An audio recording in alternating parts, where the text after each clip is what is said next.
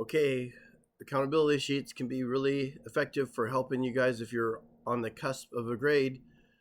You can get 100 points for accountability sheets. You could actually get 200 points, where some of you are getting 0 for not doing them. This is a perfect example of an accountability sheet. For this week, I have what assignments were done, how long was spent on each assignment, how many total hours were there. And for the bonus points, to get 20 bonus points, if you fill out your hours and your workbenches that you're using, then you'll get 20 points total for this. The idea of creating accountability sheets is to get hired.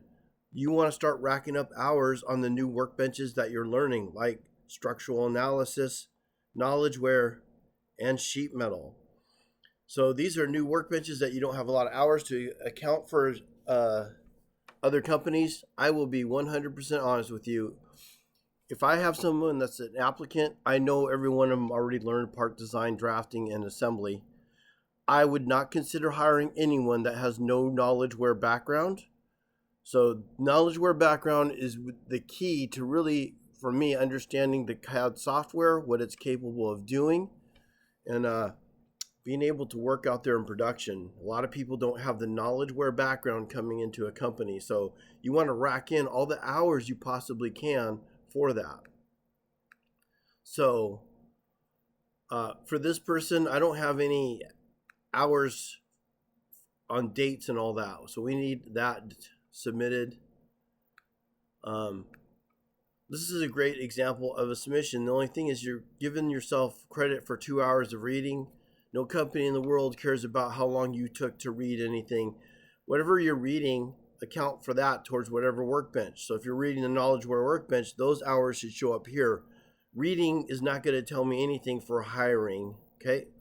So I generally just go in there and check the hours and see how many hours you were working and how many assignments you've got done, which assignments are taking you longer. I don't really pay a whole lot of attention other than that because it's really your chart for you to gauge.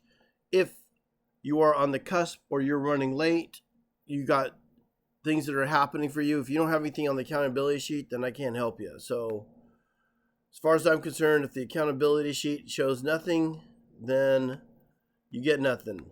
And the only reason I would give you any leniency is if I saw something on the accountability sheet to tell me to give you leniency on that. So you guys that have zeros right now, you have a 0. You want to get 20 points to make up for the one you lost, assignment you didn't do, then get this assignment turned in for 20 points next week. At least you'll get the 20 bonus points, so you'll be back to even money. This is Fatima's, which is great, but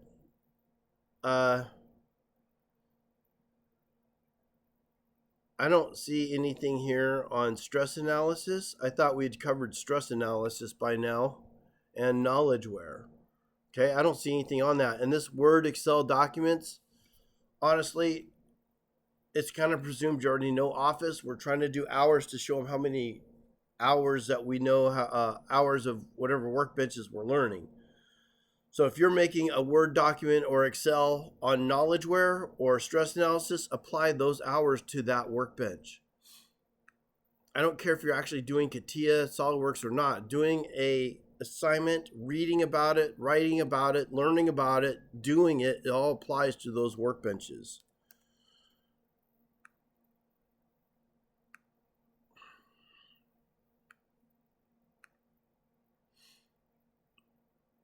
So this is nice. I have the document of everything he's been doing. This document here, but man, I got 18 hours of course book work that doesn't help me as an employer decipher what it is you've learned. What workbenches did you learn? I bet you spent a lot more than 2 hours on KnowledgeWare, a lot more than, well, I don't even see sheet metal on here or stress analysis. I would be more concerned about letting employers know I know stress analysis and KnowledgeWare than how to read a book. So fix those. See if I have another example. So you can still get full credit by just doing this. You don't have to do that pie chart and all that other stuff. You do have to turn it in the last day of class though to get the bonus points. Okay, at least on this one I can see there's stress analysis hours here, there's KnowledgeWare hours here, sheet metal hours. Okay, so make sure that you're giving yourself the credit for doing whatever workbenches you're working on. Okay, so this is a nice chart. Now we're starting to build up hours. I want to see more hours of static study and KnowledgeWare and sheet metal. Okay, so KnowledgeWare needs to be added to this list on this one.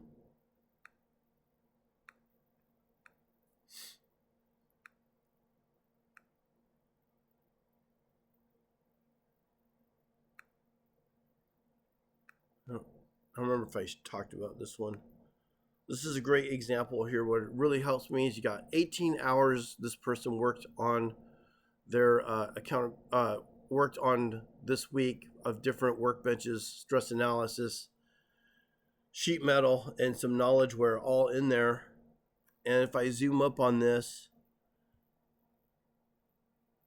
I probably wouldn't even talk about Word and Excel and Paint and all that. That's all great, but you were probably using Word and Excel to describe what you learned in static study or sheet metal. Pile in those hours as high as you can. Ideally, 40 hours of every workbench would be kind of like a minimum I would look for if I were hiring someone, okay? All right, hope that helps. I hope this video works.